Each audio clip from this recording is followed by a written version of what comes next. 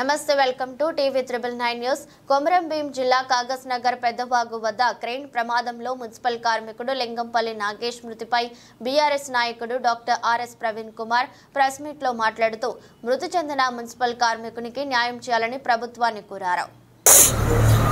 మిత్రులారా, మొట్టమొదట నిన్న రాత్రి కాగజ్ నగర్ పట్టణంలో పెద్దవాగు దగ్గర జరిగిన ప్రమాదంలో ప్రాణాలు కోల్పోయిన మరి నగేష్ అనే ఒక మున్సిపల్ కార్మికుడు, అదేవిధంగా గాయపడ్డ ప్రేమ్ అనే ఇంకొక మున్సిపల్ కార్మికుడు, వీళ్ళిద్దరి కుటుంబాలకు కూడా నేను ప్రగాఢ సానుభూతి తెలియజేస్తున్నా.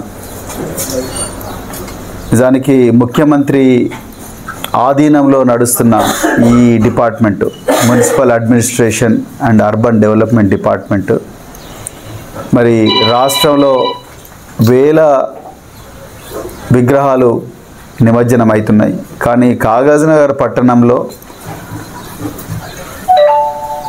ఒక 200-300 విగ్రహాలు కూడా నిమజ్జనం కాలేదు. కానీ ఒక వ్యక్తి చనిపోవడం, అదేవిధంగా ఒక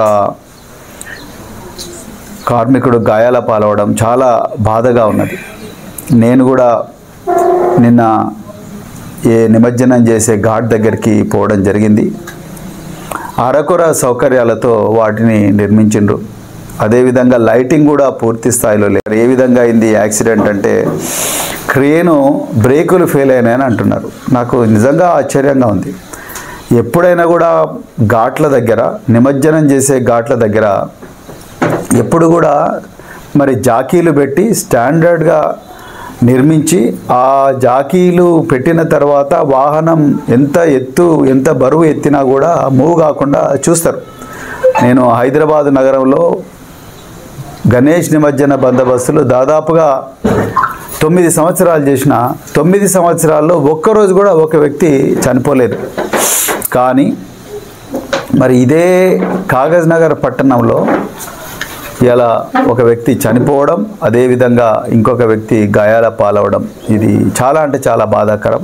మరి స్థానిక మున్సిపల్ చైర్మన్ గారు, అదేవిధంగా మున్సిపల్ కమిషనర్ గారు తెలంగాణ ప్రజలకు, అదేవిధంగా కాగజ్ నగర్ ప్రాంతాల ప్రజలకు, మున్సిపల్ కార్మికులకు, వాళ్ళ కుటుంబాలకు ఈరోజు వివరణ ఇవ్వాల్సిన అవసరం ఉన్నది, ఎందుకు ఇది అయిందనేది.